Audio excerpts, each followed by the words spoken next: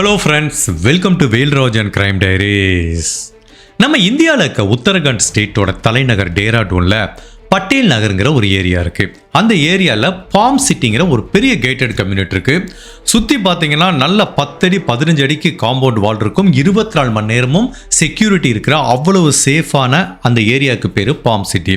அதுக்குள்ளே பணக்காரங்கள் வசிக்கிற நிறைய பங்களோ இருக்கும். ஆக்சுவலி இப்போ கேட்டட் கம்யூனிட்டினா நிறைய நம்மளுக்கு இங்கே எப்படி இருக்கும், அப்பார்ட்மெண்ட் இருக்கிற மாதிரி இந்த பாம் சிட்டிக்குள்ள ஒன்லி பங்களா மட்டும்தான் இருக்கும். ஒவ்வொரு பங்களாலையும் பார்த்தீங்கன்னா ஒரு 2 மாடி 3 மாடி இருக்கும். எல்லாருமே பணக்கார பீப்புள் வசிக்கிற இந்த பாம் சிட்டியில் அரோராங்கிற ஒரு பெரிய பிஸ்னஸ் மேன் இருந்துட்டு வர்றாரு. இவர் ரியல் எஸ்டேட் பிஸ்னஸ் பண்ணிட்டு இருக்காரு. அதோட சேர்ந்து நிறைய ஹோட்டல் பிஸ்னஸும் ரன் பண்றாரு. கோடிக்கணக்கான பணம் அவருக்கு டேர்ன் ஓவரா வந்துட்டு இருக்கு. இவரோட மனைவி பேரு லக்ஷ்மி. இந்த தம்பதிகளுக்கு 3 குழந்தைகள் இருக்கு. முதல் பெண் குழந்தையோட பேரு ஷாலு, 17 வயசாகுது. அவங்க +2 படிச்சுட்டு இருக்காங்க. 2வது குழந்தையோட பேரு ஷாலினி, 15 வயசாகுது. கடைசியில் ஒரு பையன், அவனோட பேர் விஷால், 7 வயசாகுது. ஸோ இந்த அரோரா அண்ட் லக்ஷ்மிங்கிற தம்பதிகள் என்னதான் பிஸியான ஒரு தம்பதிகளாக இருந்தால் கூட அவங்க பார்த்தீங்கன்னா குடும்பத்துக்குன்னு நிறைய டைம் ஸ்பெண்ட் பண்ணுவாங்க. அதுவும் தன்னோட குழந்தைகளுக்குன்னு நிறைய டைம் ஸ்பெண்ட் பண்ணுறாங்க. நம்ம நிறைய பிஸ்னஸ் மேன்லாம் பார்த்துருப்போம். அடிக்கடி வெளியூர் பயணம் பண்ணுவாங்க, மீட்டிங் போவாங்க, குடும்பத்தை அவ்வளோ கவனிக்க மாட்டாங்க. பட் இந்த அரோராங்கிற நபர் ரொம்ப வித்தியாசமானவர். நைட்டு என்னதான் எவ்வளோ வேலை இருந்தாலும் சரி, பிஸ்னஸ் மீட்டிங் இருந்தாலும் சரி, மோஸ்ட் ஆஃப் த டைம் தன்னோட குடும்பத்தோட உட்காந்து தான் டின்னர் சாப்பிடணும் அப்படிங்கிறத விரும்புவார். ஸோ பணக்கார தம்பதிகள் இருந்தாலும் குழந்தைகள் கூட நிறைய டைம் ஸ்பெண்ட் பண்ணிட்டு இருக்காங்க. ஸோ அந்த மாதிரி தான் ஜூன் மாதம் 20ஆம் தேதி 2015ஆம் வருஷம் காலையில் அரோராங்கிற இந்த பிஸ்னஸ் மேன் வேலைக்கு போகிறாரு.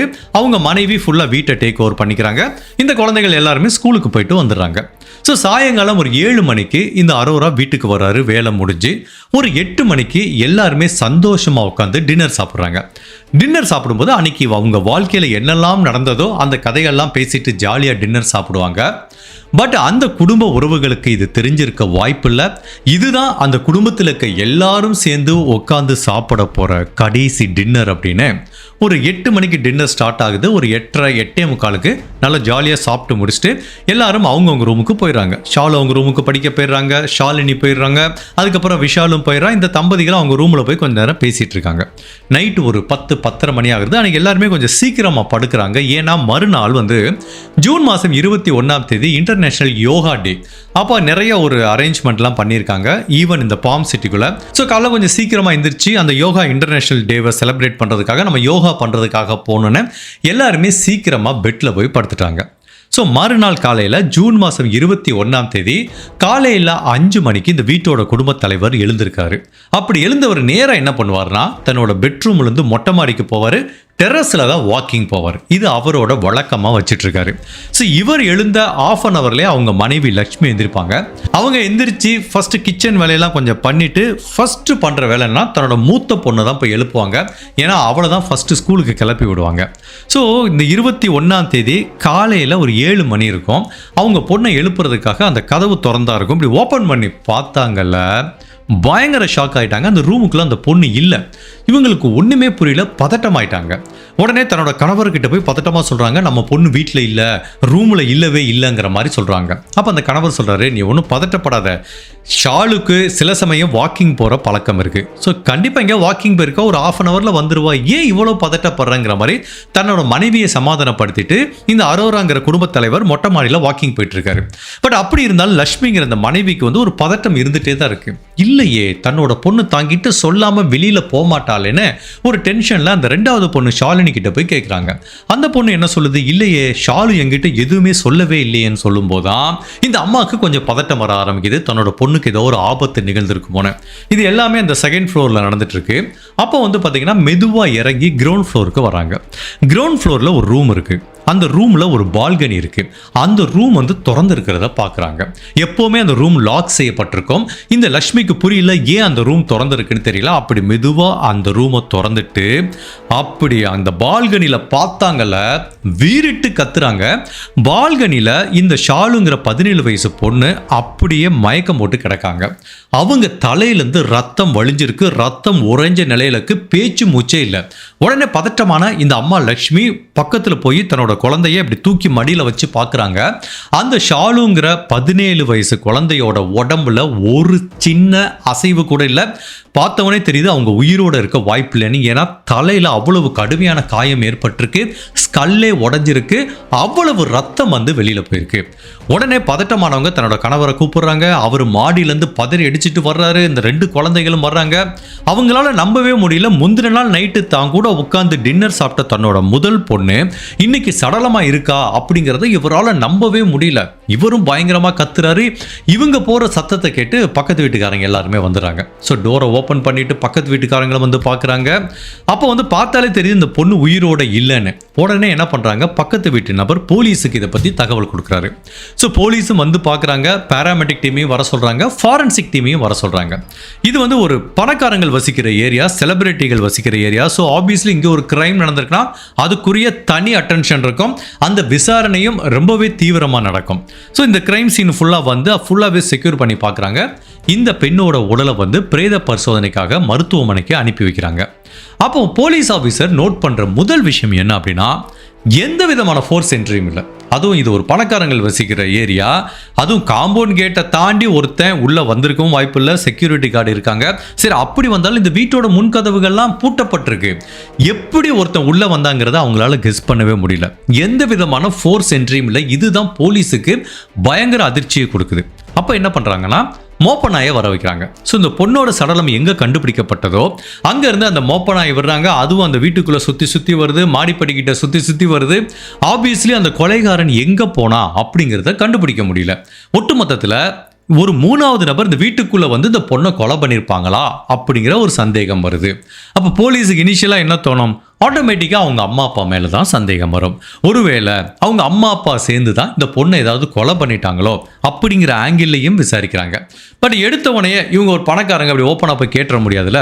அப்படின்னால ஸோ போலீஸ் ஆஃபீஸர் கேஷுவலாக கேட்குறாங்க அந்த குடும்ப தலைவரை கூப்பிட்டு, சார் உங்களுக்கு யாராவது எதிரி இருக்காங்களா, உங்கள் குடும்பத்தில் இருக்க யாராவது ஒருத்தரை கொலை பண்ணுற அளவுக்கு மோசமான எதிரி இருக்காங்களான்னு கேட்குறாங்க. அப்போ அந்த அரோராங்கிற கணவரை யோசிச்சு பார்க்குறாரு. இல்லையே, எனக்கு அந்த மாதிரி எதிரி யாருமே இல்லையேங்கிற மாதிரி தான் அவர் சொல்கிறாரு. இப்போ அவங்க மனைவி கிட்ட கேட்குறாங்க, சரி நீங்கள் சொல்லுங்கள் மேடம், உங்கள் பொண்ணு இறந்து போகிறதுனால யாருக்கு என்ன லாபம் இருக்குன்னு நீங்கள் நினைக்கிறீங்க? உங்களுக்கு ஏதாவது ஐடியா இருக்கா? உங்கள் கணவருக்கு தெரியாமல் இருக்கலாம், உங்கள் மகளை பற்றியான பல விஷயங்கள் உங்களுக்கு தெரிஞ்சிருக்கலான்னு கேட்குறாங்க. அப்பா லட்சுமி இதே தான் சொல்கிறாங்க, என் பொண்ணுக்கு எதிரின்னு யாரும் கிடையாது, எங்கள் குடும்பத்துக்கும் இந்த மாதிரி கொலை பண்ணுற அளவுக்கு எதிரி யாரும் இல்லை, அதுவும் இந்த வீட்டுக்குள்ளே அந்த நபர் எப்படி வந்தான்னு எங்களுக்கு தெரியலேன்னு கணவனும் மனைவியும் ஒரே மாதிரி பதில் சொல்கிறாங்க. ஸோ போலீஸுக்கு இந்த கணவன் மனைவி மேலே தான் நிறைய சந்தேகம் இருக்குது. இவங்க 2 பேரும் தான் அந்த பொண்ணை ஏதோ பண்ணிட்டு நாடகம் ஆடுறாங்க அப்படிங்கிற மாதிரி திங்க் பண்ணுறாங்க. இதுவரைக்கும் இந்த கணவன் மனைவி மேலேயே போலீஸ் சந்தேகமாக இருக்கிற இந்த நேரத்தில் இந்த பெண்ணோட உடல் எங்கே கண்டுபிடிக்கப்பட்டதோ, அதாவது கிரவுண்ட் ஃப்ளோரில் இருக்க அந்த ரூமில் இருக்க பால்கனியில் கண்டுபிடிக்கப்பட்டதோ, அங்கே வந்து ஒரு சின்ன ஸ்கார்ப் டவல் மாதிரி ஒரு பொருளை கண்டுபிடிக்கிறாங்க. அது ஜென்ரலாகவே ஒரு ஆண் பயன்படுத்துகிற ஒரு டவல். அந்த டவல் அப்படி எடுத்து பார்க்குறாங்க. அது இந்த வீட்டை சேர்ந்த யாருக்குமே சொந்தமானது இல்லை. சரி, உங்கள் வீட்டில் யாராவது வேலைக்காரங்க இருக்காங்களா அப்படின்னு கேட்டால் எங்கள் வீட்டில் அந்த மாதிரி எந்த சர்வெண்ட்டும் இல்லைங்கிறாங்க. அப்போ இந்த கேஸில் ஒரு சூப்பரான பிரேக் த்ரூ கிடைக்குது. ஒரு ஆண் பயன்படுத்துகிற ஒரு டவல் கிடைக்குது. மேபி அது கொலைகாரனுக்கு சொந்தமான டவலாக இருக்கலாம். இந்த பெண்ணை கொலை பண்ணுறப்ப அந்த கொலைகாரன் இதை தவற விட்டு போயிருக்கலான்னு ரத்தம் தோய்ந்த நிலையில் இருக்கிற அந்த டவலை ஒரு மிக முக்கியமான தடயமா எடுத்து வச்சுக்கிறாங்க. ஓகே, இப்போ ஒரு 3வது நபர் இங்க உள்ள வந்து கொலை பண்ணிருக்க வாய்ப்பு இருக்கு அப்படிங்கறத வந்து இந்த டவல் உணர்த்தினா கூட அந்த நபர் எப்படி வர வாய்ப்பு இருக்கு அப்படிங்கறத எல்லாத்துக்கும் ஒரு கொஸ்டின் இருக்கு. அப்போ இந்த குடும்ப தலைவர் சொல்றாரு, சார் எங்களோட கிரவுண்ட் ஃப்ளோருக்கு பின்னாடி ஒரு டோர் இருக்கு சார், அந்த டோரை வந்து நாங்க எப்பவுமே யூஸ் பண்ண மாட்டோம், நீங்க அதை கொஞ்சம் செக் பண்ணி பாருங்கன்னு சொல்றாரு. அந்த டோரை பார்க்கும்போது என்னதான் அது லாக் செய்யப்பட்டிருந்தா கூட அந்த டோரை ரீசெண்டா யாரோ பயன்படுத்தினதுக்குரிய தடயம் கிடைக்குது. அதாவது முந்தின நாள் யாரோ அது வழியா வந்துட்டு போன மாதிரி அந்த டோரோட பொசிஷன் வந்து போலீஸ் கண்டுபிடிக்கிறாங்க. பட் இந்த குடும்ப தலைவர் என்ன சொல்றாரு, அந்த பேக் டோரை நாங்க எப்பவுமே யூஸ் பண்ணதில்லை, ரீசெண்ட் டேஸ்ல பயன்படுத்தவே இல்லைங்கிறாரு. பட் அப்போ அந்த பேக் டோர் வழியாக தான் அந்த கொலைகாரன் உள்ள வந்திருக்க வாய்ப்பு இருக்கு. அது எப்படி அந்த பேக் டோர் வழியா வர முடியும்? அந்த பேக் டோருக்கு லாக்கு உள்ள இருக்கு. கண்டிப்பா இந்த வீட்டை சேர்ந்த ஒரு நபர் தான் இந்த பேக் டோரை திறந்து விட்டுருக்கணும். அதனால தான் அந்த கொலைகாரன் உள்ள வந்திருக்கான். பட் அந்த டோரை திறந்து விட்டது யாரு அப்படிங்கிற இன்னொரு கொஸ்டினும் இப்போ போலீஸுக்கு வருது. ஸோ போலீஸை பொறுத்த வரைக்கும் அவங்க அம்மா அப்பா என்னதான் எல்லா பதிலையும் தெளிவாக சொன்னா கூட அவங்க மேலதான் இன்னுமே சந்தேகமா இருக்கு. அந்த பேக் டோரை கண்டிப்பா அந்த வீட்டை சேர்ந்த ஒரு நபர் தான் திறந்து விட்டுருக்கலாம், இல்ல அதை இவங்களே சும்மா அந்த கொலைகாரன் வந்துட்டு போன மாதிரி செட் பண்ணவும் பண்ணிருக்கலாம் அப்படிங்கிற மாதிரியும் ஒரு சந்தேகம் வருது. இந்த டயத்துல இந்த பெண்ணோட பிரேத பரிசோதனை அறிக்கை வருது. அதுல என்ன கண்டுபிடிக்கிறாங்கன்னா, ஒரு கடினமான ஆப்ஜெக்ட், அதே டயத்துல அந்த ஆப்ஜெக்ட் கொஞ்சம் ஷார்ப்பா இருக்கு, அதை வச்சு அந்த பெண்ணோட தலையில அடிச்சிருக்காங்க. ஸ்கல்லே உடைஞ்சி அளவுக்கு அதிகமான ரத்தப்போக்கு ஏற்பட்டதுனால தான் மரணம் நிகழ்ந்திருக்கு. இது முதல் விஷயம். ரெண்டாவது, அந்த பெண்ணை தலையில அடிக்கும் போது அந்த பெண் சத்தம் போடக்கூடாதுங்கிறதுக்காக அந்த பெண்ணோட வாயை பொத்திருக்காங்க. அவங்க மூச்சு வர்றதுக்கு சிரமப்பட்டிருக்காங்க. அதுவும் இந்த பிரேத பரிசோதனை அறிக்கையில கண்டுபிடிக்கப்படுது. இதை எல்லாத்தையும் தாண்டி இந்த பெண்கிட்ட வந்த கொலைகாரன் தவறா நடக்கல. ஸோ கண்டிப்பாக அந்த பெண்கிட்ட தவறாக நடக்கணுங்கிற நோக்கம் மோட்டிவ் கிடையாது. அதே டயத்தில் அந்த கிரைம் சீனை மட்டுமல்ல, அந்த வீடை ஃபுல்லாக செக் பண்ணி பார்க்கும்போது வீட்டிலேருந்து ஒரு பைசா கூட திருடு போகலை. அவ்வளவு பெரிய பணக்காரங்கள் இருக்க வீட்டில் நிறைய பணம் இருக்குது, நகை இருக்குது, ஒரு பொருள் கூட திருடு போகலங்கிறதுனால இது கண்டிப்பாக ராபரிக்காக செய்யப்பட்ட மோட்டிவும் கிடையாது. அந்த பெண்ணை தவறாக நடக்கணும் அப்படிங்கிற காரணத்துக்காக செய்யப்பட்ட கொலையும் கிடையாது. அப்படின்னா அந்த பெண் எதுக்காக கொலை செய்யப்பட்டிருக்கணும், அந்த பெண் இறந்து போறதுனால யாருக்கு என்ன லாபம் அப்படிங்கிற பலவிதமான கேள்விகள் போலீஸுக்கு முன் நிக்குது. ஒரு 12ஆம் வகுப்பு படிக்கிற மாணவி, அதுவும் பணக்கார வீட்டை சேர்ந்த ஒரு பெண், நைட் வீட்டுல தனியா தூங்கிட்டு இருக்கும் போது அவங்க வீடு புகுந்து அந்த கொலைகாரன் எப்படி உள்ள வந்தா, எப்படி இந்த பெண்ணை கொலை பண்ணா, எதுக்காக கொலை பண்ணா அப்படிங்கிற பலவித குழப்பங்களும் திருப்பங்களும் நிறைஞ்ச டேராடூன்ல நடந்த ஒரு வித்தியாசமான ட்ரூ கிரைம் கேஸ் தான் இன்னைக்கு நம்ம இந்த வீடியோல பார்க்க போறோம். அப்படி இந்த கிரைமை யார் பண்ணாங்கிறது நம்ம தெரிஞ்சுக்கிறதுக்கு முன்னாடி உங்க டைம் 2 செகண்ட்ஸ் எனக்காக ஸ்பெண்ட் பண்ணி என்னோட வீடியோஸ் உங்களுக்கு பிடிச்சிருந்துச்சுன்னா லைக் பண்ணிட்டு கமெண்ட் பண்ணுங்க. இன்கேஸ் என்னோட சேனலை இது வரைக்கும் நீங்க சப்ஸ்கிரைப் பண்ணாம பார்த்தீங்கன்னா மறக்காம சப்ஸ்கிரைப் பண்ணி என்ன சப்போர்ட் பண்ணுங்க. ஸோ ஒரு செகண்ட் இந்த வீடியோவை பாஸ் பண்ணிட்டு மறக்காமல் லைக் பண்ணிட்டு கண்டினியூ பண்ணுங்க. பிகாஸ் நிறைய லைக் வந்துச்சுன்னா இந்த வீடியோ ஒரு வைடர் ஆடியன்ஸை போய் ரீச் ஆகிறதுக்கு சான்ஸ் இருக்கு. ஸோ வழக்கம் போல இந்த கேஸ்லேருந்து ஒரு முக்கியமான விஷயத்தை கற்றுக்க போகிறோம். அதுவும் இந்த காலத்து இளைய தலைமுறைகள் அவங்களையும் தெரியாமல் ஒரு சின்ன சின்ன தப்பு பண்ணுறாங்க. அது எவ்வளோ பெரிய பேராபத்தில் கொண்டு போய் முடியும் அப்படிங்கிறது இந்த கேஸ் ஒரு பெஸ்ட் எக்ஸாம்பிள். அது ஒரு பெண் பிள்ளையாக இருந்தாலும் சரி, ஆண் பிள்ளையாக இருந்தாலும் சரி, கடைசி வரைக்கும் ஸ்கிப் பண்ணாமல் பாருங்க. முடிஞ்சா இந்த வழக்கை உங்கள் பசங்க கிட்ட போட்டு காமிங்க. இப்போ போலீஸ் அவங்களோட முதல் கட்ட விசாரணை எங்கிருந்து ஆரம்பிக்கிறாங்கன்னா, ஓகேப்பா அவங்க அப்பா அம்மா மேலே ஒரு டவுட் இருக்கட்டும், பட் அந்த ஒரு டவல் கண்டுபிடிக்கப்பட்டதில்ல, அதனால போலீஸுக்கு ஒரு சின்ன சந்தேகம் இருக்கு. அதுவும் அந்த பேக் டோர் வழியா ஒரு நபர் உள்ள வந்திருக்கான். அவன் எப்படி வந்தாங்கிறது ரெண்டாவது விஷயம். பட் ஒரு மூணாவது நபரும் இந்த கிரைம் பண்ணிருக்க வாய்ப்பு இருக்கு அப்படிங்கிறது கிரைம் சீன்ல கிடைச்ச அந்த ஒரு சின்ன டவல் போலீஸுக்கு உணர்த்துது. அப்ப போலீஸ் என்ன பண்றாங்க, கொலை செய்யப்பட்ட இந்த ஷாலுவோட செல்போனை செக் பண்றாங்க. அப்படி பார்க்கும்போது நைட்டு 1 மணி வரைக்கும் ஒரு நபர் கூட பேசிட்டு இருந்திருக்காங்க. அந்த நம்பரை போலீஸ் எடுத்துக்கிறாங்க. அதுக்கப்புறம் 1:30 மணிக்கு அப்புறம் இவங்க எந்த நம்பர் கூட ஃபோனில் பேசினாங்களோ அந்த நம்பரோட லொக்கேஷன் இந்த ஷாலுவோட வீட்டுக்கு பக்கத்தில் காட்டுது.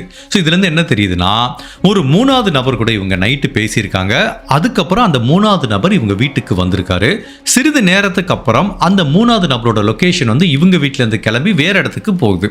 ஸோ இது எல்லாத்தையும் வச்சு பார்க்கும்போது ஷாலு யாரையும் இந்த வீட்டுக்கு வர சொல்லியிருக்க வாய்ப்பு இருக்கு அப்படிங்கிற மாதிரி திங்க் பண்ணி இப்போ அந்த நம்பர் யாருக்கு சொந்தமானதுங்கிறத கண்டுபிடிக்க முயற்சி பண்றாங்க. இந்த டயத்தில் பாத்தீங்கன்னா ஜெனரலா இந்த மாதிரி டீனேஜ் படிக்கிற +1 +2 படிக்கிற பசங்கலாம் பாத்தீங்கன்னா அவங்க அம்மா அப்பா கிட்ட பல விஷயங்களை மறைப்பாங்க. பட் தான் கூட க்ளோஸா இருக்கிற சகோதரி கிட்ட அவ்வளோ மறைக்க மாட்டாங்க. ஸோ அதனால அந்த ஷாலினிங்கிற 15 வயசு சகோதரியை கூப்பிட்டு விசாரிக்கிறாங்க. இங்க பாருமா, உங்க அக்காவை யாரோ கொலை பண்ணிட்டாங்க, நீ எந்த தகவலையும் மறைக்காம சொல்லணும். ஏன்னா நீ சொல்ல போற சின்ன சின்ன விஷயங்கள் கூட உங்க சகோதரி யாரு கொலை பண்ணாலும் அந்த கொலைகாரனை பிடிக்கிறதுக்கு வாய்ப்பு இருக்கு. அதனால உங்க சகோதரிக்கு ஷாலுக்கு யாராவது எதிரி இருக்காங்களா, இல்லை யாராவது பிரச்சனை கொடுத்துருக்காங்களா, அந்த மாதிரி ஏதாவது இருந்தால் நீ மறைக்காம சொல்லும்போது இப்போ இந்த பொண்ணுக்கு கொஞ்சம் கம்ஃபர்டபுள் ஆகுது. இது வரைக்கும் பயந்துட்டு இருந்தவங்க இப்போ ஓப்பன் பண்ணி சொல்கிறாங்க, சார் நான் சொல்லிடுறேன், ரவி ராஜ்புத் அப்படின்னு ஒரு பையன் இருக்கான் சார், அங்கங்கே லோக்கலில் வேலை வெட்டி இல்லாமல் சுற்றிட்டு இருக்கிறவன் சார். அவன் என்னோட சகோதரி கிட்ட அடிக்கடி பேசுவான். 2 பேரும் நல்ல நண்பர்களாக ஃப்ரெண்டாக தான் பேசிட்டு இருந்தாங்க சார். அதுக்கப்புறம் அவனோட பிஹேவியர் கொஞ்சம் கொஞ்சமாக மாற ஆரம்பிச்சிச்சு. அந்த ரவி என்னோட சகோதரிக்கு ரொம்ப தொந்தரவு கொடுத்துட்டே இருந்தான் சார். அதை என்கிட்ட சொல்லி புலம்புவா, ரொம்பவே டார்ச்சர் பண்ணிட்டு இருந்தான். அது உண்மைதான். சரி நான் எங்கள் அம்மா அப்பா கிட்ட எடுத்துகிட்டு போகலாம் பார்த்தா இல்லை இந்த பிரச்சனை நான் தான் ஆரம்பிச்சு வச்சேன், நானே முடிச்சு விட்டுறேங்கிற மாதிரி அவளே ஹேண்டில் பண்ணிக்கிறேங்கிற மாதிரி என்கிட்ட சொன்னா சார். எனக்கு அவன் தான் இதை பண்ணியிருக்க வாய்ப்பு இருக்குன்னு இன்னொரு சந்தேகம் என்ன வருதுன்னா, இப்போ கிரைம் சீன்ல ஒரு டவல் கண்டுபிடிச்சிங்களே, இந்த டவலை அந்த ரவி ராஜ்பூத்துங்கிறவன் பல டைம் அவனோட கழுத்துல போட்டிருந்ததை நான் பார்த்துருக்கேன் சார் அப்படிங்கிற மாதிரி இந்த சகோதரி சொல்றாங்க. இப்போ இது வந்து இந்த கேஸ்ல ஒரு மிகப்பெரிய பிரேக் த்ரூவை பார்க்கப்படுது. இந்த கேஸ்ல ஒரு சஸ்பெக்ட் ஒருத்தன் உள்ள வர்றான். இப்போ அந்த ரவி ராஜ்பூத்துங்கிற நபரை பத்தி போலீஸ் விசாரணை பண்ணும்போது இந்த கேஸ்ல பல விஷயங்கள் வந்து அப்படியே லிங்க் ஆகுது. அதாவது இந்த பெண் இறந்து போறதுக்கு முன்னாடி ஒரு நபர்கிட்ட பேசினாங்க. அந்த நபரோட செல்போன் லொகேஷன் கொலை நடந்தப்ப இந்த வீட்டில் காமிச்சிச்சுல, அந்த நம்பர் யாருக்கு சொந்தமானதுன்னா, இப்போ இந்த தங்கச்சி யாரை நோக்கி கையை காட்டுறாங்களோ அந்த ரவி ராஜ்பூத்துங்கிற 26 வயசு பையனுக்கு சொந்தமான நம்பர்னு தெரிய வருது. இப்போ எல்லாமே லிங்க் பண்ண முடியுது. ஒரு பையன் இவங்களுக்கு பிரச்சனை பண்ணிட்டு இருந்திருக்கான். சம்பந்தப்பட்ட இரவு அந்த பையன் கூட அந்த பொண்ணு பேசிட்டு இருந்திருக்கு. அந்த பையன் அந்த வீட்டுக்கு வந்திருக்கான். அந்த பெண் கொலை செய்யப்பட்டிருக்கு. ஸோ என்ன காரணமானாலும் இருக்கலாம், பட் அவன் தான் அந்த கொலையை பண்ணியிருக்க வாய்ப்பு இருக்கு அப்படிங்கிற மாதிரி திங்க் பண்ணி அந்த ரவி ராஜ்பூத்துங்கிறவன் யாருன்னு விசாரிக்கிறாங்க. இவன் பேசிக்காவே ஹரியானா மாநிலத்தில் இருக்க கர்னல் அப்படிங்கிற ஒரு டிஸ்ட்ரிக்டை சேர்ந்தவன். அங்கே இருந்து இங்கே ஒரு வேலைக்காக வந்திருக்கான். சரி, இவன் அங்கேருந்து இங்கே எதுக்குடா வந்தான் அப்படின்னு இவனை பற்றி பேக்ரவுண்ட் செக் பண்ணி பார்க்கும்போது, இவன் ஊரில் எப்படின்னா சின்ன வயசில் ஒழுங்காக ஸ்கூலுக்கு போகாமல் படிக்காமல் பசங்களோட சேர்ந்து ஊர் சுத்துறது, அடிதடி பிரச்சனையில் ஈடுபடுறதுன்னு அந்த மாதிரி ஒரு பொறுப்பில்லாத பையனாவே இருந்துட்டு வந்திருக்கான். அப்போ அவங்க அப்பா என்ன ஃபீல் பண்றாரு, இங்க இருக்கிற லோக்கல் பசங்களோட சேர்ந்து இவன் கெட்டு போறான். அதனால இவங்க அப்பாவுக்கு வந்து ரிஷிபால்ங்கிற ஒரு நபர் தெரிஞ்ச க்ளோஸ் ஃப்ரெண்டு. அவர் வந்து ரியல் எஸ்டேட் பிசினஸ் பண்ணிட்டு இருக்காரு. அவர் வந்து டேராடூன்ல இருக்காரு. சரி, அவர்கிட்ட போய் கொஞ்ச நாள் பையனை அனுப்பிவிடுவான், அங்க போய் உருப்புறானா பார்க்கலான்னு சொல்லி தான் ஹரியானால இருந்து தன்னோட பையனை ஒரு வருஷத்துக்கு முன்னாடி டேராடூன்ல இந்த ரிஷிபால்ங்கிற தன்னோட ஃப்ரெண்டு கிட்ட அனுப்பி வச்சிருக்காரு. இவர் வந்து இங்கே ரியல் எஸ்டேட் பிஸ்னஸில் பிஸியாக இருக்கவர். இவருக்கு இதான் வேலையா இவனை பாதுகாக்கிறது. ஸோ இங்கே வந்து இவன் ஃப்ரீயாக இருக்கான். ஸோ அங்கே எப்படி ஒரு பேடான பீப்புளோட சேர்ந்துக்கிட்டானோ அந்த மாதிரி தான் இங்கேயும் அவன் நிறைய பேடான பீப்புளில் சேர்ந்த மாதிரி தான் அவனோட சுற்றி இருக்கிற ஃப்ரெண்ட் சர்க்கிள் சொல்கிறாங்க. ஸோ இதுதான் இப்போ இவனோட பூர்வீகம். இவன் எப்படி ஹரியானாலேருந்து டேராடூனுக்கு வந்தாங்கிறது போலீஸுக்கு தெரிய வருது. இப்போ அவனை ட்ரேஸ் பண்ணி பிடிக்கணும். அவனோட செல்போன் சிக்னலை பார்க்கும்போது அது இன்னுமே டேராடூனில் தான் காமிக்குது. பட் அவனோட நெருக்கமான சில ஃப்ரெண்ட்ஸ் கிட்ட கேட்கும்போது, சார் அவன் கொஞ்ச நாளைக்கு முன்னாடியே ஹரியானாக்கு திரும்ப போயிட்டானே சார் அப்படிங்கிறாங்க. அப்போது ஹரியானாலேருந்து இங்கே வந்திருக்கான், கொஞ்ச நாள் இருந்திருக்கான், இந்த பொண்ணுக்கு குடைச்சல் கொடுத்துருக்கான். இந்த பொண்ணு இறந்து போகிறதுக்கு சில நாளைக்கு முன்னாடி ஹரியானாக்கு போயிருக்கான். பட் இந்த கொலை நடந்தப்போ இவன் திரும்ப டேராடூனுக்கு வந்திருக்காங்கிறது தெரிய வருது. இப்போ இவனோட சிக்னலும் டேராடூனில் தான் காட்டுது. இப்போ இந்த ஹரியானாவில் விசாரிக்கும் போது அங்கே இருக்க ஃப்ரெண்ட்ஸ் என்ன சொல்கிறாங்கன்னா, சார் அவன் 2 நாளைக்கு முன்னாடி தான் டேராடூனுக்கு கிளம்பி போனான். அவன் கூட இன்னொரு 2 க்ளோஸ் ஃப்ரெண்ட்ஸ் இருக்காங்க சார், சுனில் அண்ட் பிரதாப், அவங்களும் சேர்ந்து போனாங்க சாருங்கிற மாதிரி அந்த ஊரில் இருக்க பசங்க சொல்கிறாங்க. அப்போ இதுலேருந்து என்ன தெரியுதுன்னா, அவன் இந்த கொலை பண்ணுறதுக்காண்டியோ இல்லை இந்த கிரைம் பண்ணுறதுக்காண்டியோ ஹரியானாலேருந்து டேராடூனுக்கு தன்னோட ஃப்ரெண்டு கூட கிளம்பி வந்திருக்கான்னு தெரியுது. இப்போ அவனோட செல்ஃபோன் சிக்னலை வச்சு ட்ரேஸ் பண்ணும்போது ஒரு ஹோட்டலில் தங்கி இருக்கிறது தெரிய வருது. உடனே போலீஸ் ஆஃபீஸர் சுற்றி வளைக்கிறாங்க. இந்த 3 பேர்த்தையும் வந்து எந்தவித இன்சிடென்ட்டும் இல்லாமல் எந்தவித போராட்டமும் இல்லாமல் அந்த பசங்க வந்து சரண்டர் ஆகிறாங்க. இப்போ போலீஸ் ஆஃபீஸர் அவனை விசாரணைக்காக கூட்டு போகிறாங்க. 3 பேரையும் தனித்தனியாக விசாரிக்கிறாங்க. நான் ஏற்கனவே நேற்று கூட ஒரு கேஸில் சொல்லியிருந்தேன், இப்படி தனித்தனியாக விசாரிக்கும் போது தான் எவன் உண்மை சொல்கிறான், பொய் சொல்கிறான், எவன் கட்டுக்கதை சொல்கிறாங்கிற பல விஷயங்கள் தெரிய வரும். இந்த 3 பேர்த்தையும் தனித்தனியாக விசாரணை பண்ணும்போது இந்த ரவி ராஜ்புத் என்ன சொல்கிறான், சார் எனக்கு அந்த பொண்ணு தெரியும், நாங்கள் ஃப்ரெண்டு, மற்றபடி நீங்கள் சொல்கிற மாதிரி நான் கொலையெல்லாம் பண்ணலை சார், எனக்கு அந்த பொண்ணுக்கு எந்த சம்மந்தமும் இல்லை, நான் இங்கே வேற வேலையாக வந்தேன் அப்படிங்கிறான். அப்படியா அப்படின்னு போலீஸ் என்ன பண்ணுறாங்க, அவனோட டவல் இருக்குல்ல அதை எடுத்து காமிக்கிறாங்க. அது ரத்தம் தோய்ந்த நிலையில் இருக்குது. அந்த டவலை வந்து அவங்ககிட்ட கேட்குறாங்க, இது ஓன் டவலான்னு கேட்டதுக்கு இல்லவே இல்லைங்கிறான். பட் அது அவனோட டவல் தான் அப்படிங்கிற மாதிரி ஏற்கனவே சில ஃப்ரெண்ட்ஸ் கிட்ட விசாரிச்சுக்கிட்டாங்க. இங்கேயே அவனோட பொய் வந்து அடி வாங்கிருச்சு. அதை எல்லாத்தையும் தாண்டி அவனோட செல்ஃபோன் சிக்னலை எடுத்து செக் பண்ணி பார்க்கும்போது அந்த பெண் கொலை செய்யப்பட்டப்போ 1:30 மணி வரைக்கும் நீ தான் பேசியிருக்க. அதுக்கப்புறம் அந்த பெண்ணோட வீட்டுக்கு வந்திருக்க, அதுதான் முக்கியம். செல்ஃபோன் சிக்னல் காட்டுது. ஸோ இவ்வளோ தடயம் இருக்கு. ஸோ இப்போ நீ தான் அந்த கொலையை பண்ணியிருப்பேன்னு ஈஸியாக தெரியுது. இப்போயாவது உண்மையை பேசலாமா அப்படின்னு கேட்கும்போது ஒரு செகண்ட் மிரண்டு போயிட்டான். அவனோட முகமே வெளிரி போய் வேர்த்து ஊத்துது. இது எல்லாமே வந்து இன்டைரக்டா போலீஸ் கொடுக்குற கன்ஃபெஷன், இந்த கிரைமை நான் தான் பண்ணேன்னு. இப்போ போலீஸ் சொல்றாங்க, சி பாரு உன் பாடி லாங்குவேஜ் எப்படி மாறிடுச்சு பாரு, இனிமேல் நீ தப்பிக்கிறதுக்கு வாய்ப்பே இல்லை, அட்லீஸ்ட் நீ உண்மையை சொன்னேன்னா உன் தண்டனையை நாங்கள் குறைக்கிறதுக்கு வாய்ப்பு இருக்குன்னு கேட்டு பார்க்கும்போது கொஞ்ச நேரம் யோசிச்சுட்டு இருந்தவன், சரி ஓகே சார் நான் உண்மையை சொல்லிடுறேன், நான் தான் இந்த கொலை பண்ணேன் அப்படிங்கிறான். பட் அதுக்குரிய காரணம் அவன் என்னன்னு கன்ஃபெஷன் பண்றான். ஸோ இவன் தன்னோட சொந்த மாநிலம் ஹரியானால இருந்து ஒரு வேலைக்காகவோ இல்ல லைஃப்ல ஒரு சேஞ்ச் வேணுங்கிறதுக்காண்டி தான் இந்த டேராடூனுக்கு வந்திருக்கான். இங்கேயும் அவனை கண்டிக்க ஆள்ல. ஸோ வெட்டித்தனமா அங்கங்க சுத்திட்டு இருந்திருக்கான். இங்கே ஒரு கேங் ஃபார்ம் பண்ணி அப்படி ஜாலியா சுத்திட்டு இருக்கும்போது ஒரு நாள் கேஷுவலா ஒரு இடத்துல நின்று பேசிட்டு இருந்திருக்கான். அப்புறம் 4-5 ஸ்கூல் படிக்கிற பொண்ணுங்க அப்படின்னு நடந்து போறாங்க. அதுல வந்து இந்த ஷாலுங்கிற பெண்ணை பார்க்கறான். பார்த்தவொடனே பயங்கர அட்ராக்டிவா, சார் ரொம்ப அழகா இருக்காள் இந்த பொண்ணு அப்படின்னு பார்த்தவொடனே அந்த பொண்ணு மேல ஒரு சின்ன ஒரு அட்ராக்ஷன் வருது. இவனும் அப்படியே பார்க்குறான், அந்த பொண்ணு பார்க்காம போயிடுது. ஸோ இப்படி இப்போ என்ன பண்ணுறான், எப்போல்லாம் அந்த பொண்ணு ஸ்கூலுக்கு போயிட்டு வருதோ வழியில் நிற்க வேண்டியது, அந்த பொண்ணு 24 மணி நேரமும் ஃபாலோ பண்ண வேண்டியது. அப்போ அந்த பொண்ணோட உள்ளுணர்வு சொல்லல, ஒருத்தன் தன்னை ஃபாலோ பண்ணிகிட்டே இருக்கானே. ஸோ அந்த பொண்ணு கண்டுக்கல, இந்த மாதிரி நிறைய பசங்க வருவாங்க அப்படின்னு அதை கேஷுவலாக எடுத்துக்கிச்சு. இவன் என்ன பண்ணுறான், தொடர்ந்து அந்த பொண்ணை வந்து ஃபாலோ பண்ண ஆரம்பிக்கிறான். ஒரு நாள் வாலண்டியராக போய் பேசுகிறான், தன்னை இன்ட்ரடியூஸ் பண்ணிக்கிறான். அந்த பொண்ணு, இந்த பொண்ணு எப்படின்னா இது ஒரு நல்ல ஜாலியான பொண்ணு, எல்லாத்துட்டையும் ஃப்ரெண்ட்லியாக பேசுகிற பொண்ணு, மனசில் எதுவுமே தவறான எண்ணத்தோட யார்கிட்டையும் பழகிறது இல்லை. அப்போ இவனை பார்க்கும்போது சரி எவனோ ஒருத்தன் வர்றான், நம்ம ஏரியாக்காரன் தான், ஏதோ ஃப்ரெண்டுன்னு சொல்கிறான், ஹாய் அப்படின்னு சொல்லி இந்த பொண்ணு இன்ட்ரடியூஸ் பண்ணிக்குது. ஸோ ஃபஸ்ட்டு அங்கங்கே போகிறப்பெல்லாம் சிரிக்கிறாங்க, பேசுகிறாங்க, ஹாய் சொல்கிறாங்க. அப்புறம் அவங்களோட சோஷியல் மீடியா ஹேண்டில் வந்து ஷேர் பண்ணிக்கிறாங்க, சோஷியல் மீடியாவில் சேட் பண்ண ஆரம்பிக்கிறாங்க, அதுக்கப்புறம் ஃபோன்லேயும் கம்யூனிகேட் பண்ண ஆரம்பிக்கிறாங்க. ஸோ இப்படி நாளுக்கு நாள் வந்து நல்லா தொடர்ந்து நெடுநேரம் பேசிகிட்டு இருக்காங்க. இந்த பெண்ணை பொறுத்த வரைக்கும் ஒரு நல்ல நண்பருங்கிற முறையில் பேசுகிறாங்க. பட் அவனுக்கு என்ன தோணுதுன்னா, தன்னை பிடிச்சிருக்கு இந்த பொண்ணு, அதனால தான் தான் கூட இவ்வளோ நேரம் பேசுகிறா, தான் கூட சோஷியல் மீடியாவில் சேட் பண்ணுறா, போகிறப்பெல்லாம் சிரிக்கிறாங்கிற மாதிரி இவன் மனசில் அந்த பொண்ணை பற்றியான மனசில் ஒரு கோட்டை கட்டிகிட்டே வச்சுட்டு இருந்திருக்கான். அந்த கோட்டை வந்து இமயமலை மாதிரி வளர்ந்துருக்கு. சரி எவ்வளோ நாள் தான் அந்த கோட்டையை நம்மளே வளர்த்துட்டு இருக்கிறது, அந்த கோட்டைக்குள்ளே அவ்வளோ மகாராணி மாதிரி கொண்டு வந்து உட்காரலாம் அப்படின்னு சொல்லிட்டு அந்த பொண்ணுக்கிட்ட போய் இன்னைக்கு ப்ரொப்போஸ் பண்ணிட வேண்டியதான்னு சொல்லிட்டு முடிவு பண்ணி அந்த பொண்ணுக்கு கால் பண்ணுறான். இந்த மாதிரி நான் உங்ககிட்ட ஒரு முக்கியமான விஷயத்த சொல்லணுங்கிறான். என்னடா சொல்லுன்னு கேட்டிருக்கு. நான் உன்னை லவ் பண்ணுறேன் அப்படின்னு சொல்லியிருக்கான். அப்படியே அந்த பக்கம் வந்து ஒரு மையான அமைதி அந்த பொண்ணு பக்கம். கொஞ்ச கழிச்சு அந்த பொண்ணு சொல்லுது, இங்கே பாரு, நான் உன்னை ஒரு நல்ல ஃப்ரெண்டு நினச்சி தான் பழகிட்டு இருந்தேன், ஒரு பொழுதும் கூட உன்னை நான் தவறான நோக்கத்தில் பார்த்ததில்ல, உன் மனசில் அந்த மாதிரி எண்ணம் எழுந்துச்சுன்னா நீ இதோட அழிச்சிரு அப்படிங்கிற மாதிரி சொல்லி அந்த பொண்ணு வந்து ஃபோனை கட் பண்ணிச்சு.